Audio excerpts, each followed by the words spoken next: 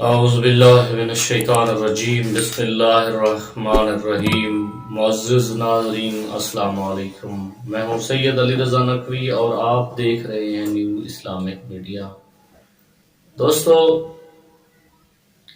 یاد رکھیے کہ اللہ ہمیشہ کمزور کو ہی بادشاہت عطا کرتا ہے۔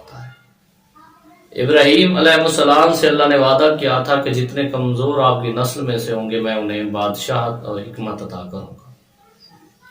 تو پیارے دوستو یاد رکھیے کہ جب جناب یوسف کو اللہ نے حکومت عطا کی تو قحط سالی کی وجہ سے پوری دنیا میں تو قحط سالی تھی، تو یہ قحط سالی کے عذاب کنعان میں بھی منڈلانے لگے، جہاں پہ حضرت یوسف کے بھائی رہتے تھے۔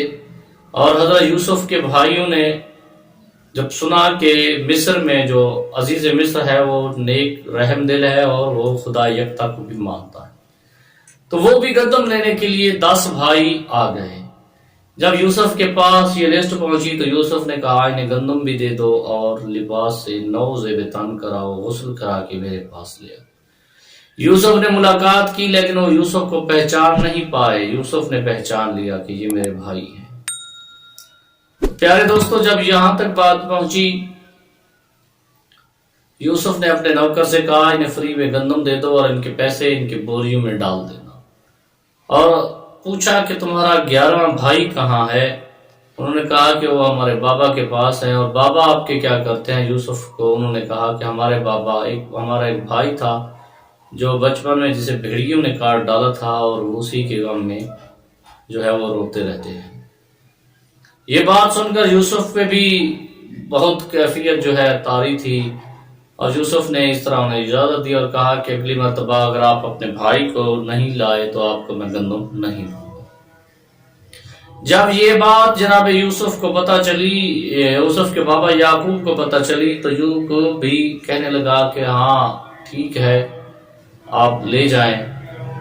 جب وہ لے کر آئے تو یوسف نے اپنے بھائی کو گلے سے لگایا اور اپنے ساتھ بٹھا کے کھانا کھلایا اور گندم دی، اور یعقوب کنعان کے رسم و رواج کی طرح جناب یوسف نے اپنے بھائی کے وہ بوری میں ایک جام ڈال دیا اور کہا کہ جب یہ کچھ فاصلہ طے کر لیں تو ان پر چوری کا الزام وہ لگا دیں۔ اس طرح میں اپنے بھائی کو اپنے پاس بلا لوں گا اور اس سے بات چیت بھی کر لوں گا۔ تو یوں ہوا کہ جب جناب یوسف نے جام ڈالا اور کچھ فاصلے پر وہ گئے اور پکڑوا لیا اور کہا کہ یہ چور ہے، کنعان کے رسم و رواج کے مطابق یہ میرے پاس رہے گا۔ انہوں نے کہا کہ ہمارے بابا پہلے بیمار ہیں اور پریشان ہیں، ان کی عادت ہے، اس کے بھائی نے بھی چوری کی تھی۔ جب بار بار اصرار ہوا تو یوسف نے کہا نہیں، اپنے وہ بابا کے پاس چلے گئے اور کہا کہ بنیامین نے وہ چوری کی ہے، تو اس نے اپنے پاس رکھ لیا۔ اب یہاں پہ یعقوب کو بھی شک ہونے لگا اور یعقوب نے سوچا کہ اس میں خدا کی کوئی حکمت پوشیدہ ہے۔ فوراً جبریل نازل ہوا اور کہا کہ تمہارے دادا ابراہیم نے بھی اسماعیل کی قربانی دی تھی، تم بھی قربانی دو گے۔